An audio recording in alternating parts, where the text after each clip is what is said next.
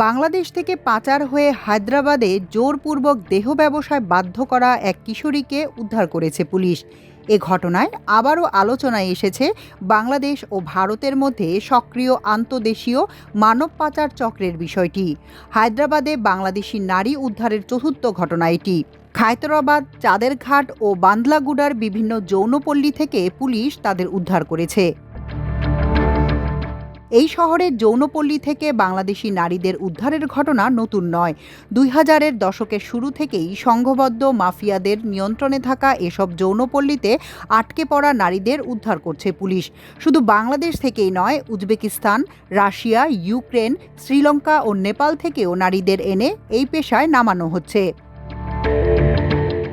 আইনশৃঙ্খলা রক্ষাকারী বাহিনীর একজন কর্মকর্তা বলেন, বাংলাদেশ থেকে পাচারের ক্ষেত্রে পাচারের শিকার নারীরা সীমান্তে এজেন্টদের সাহায্য নিয়ে স্থল বা নৌপথে অবৈধভাবে ভারতে প্রবেশ করে। ভারত ও বাংলাদেশে থাকা পাচার চক্রের হোতাদের নেটওয়ার্ক খুবই শক্তিশালী। তারা দালাল ও অন্যদের অর্থের ব্যবস্থা করে। পাচারের শিকার নারীদের চাকরির প্রলোভন ও ভালো বেতনের আশ্বাস দেখিয়ে ভারতে নিয়ে আসা হয়। ওই কর্মকর্তা আরও বলেন, বাংলাদেশের কিছু অঞ্চলে চরম দারিদ্র্য রয়েছে। এজেন্টরা ফাঁদে ফেলে অসহায় নারী বা কিশোরীদের খুঁজে বের করে। এরপর তাদেরকে ভালো জীবিকার প্রতিশ্রুতি দিয়ে ভারতে আসতে প্ররোচিত করে। ভারতে আসার পর স্থানীয় পরিচয়পত্র তৈরি করে তাদেরকে বিভিন্ন শহরে পাঠানো হয়।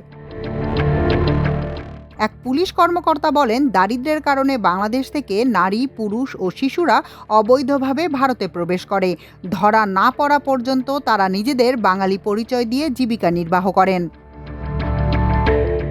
Central social welfare board (CSW) পরিচালিত এক গবেষণায় দেখা গেছে, ভারতে বাণিজ্যিক যৌন শোষণের শিকার হওয়া নারীদের মধ্যে 2.7%ই বাংলাদেশের নাগরিক।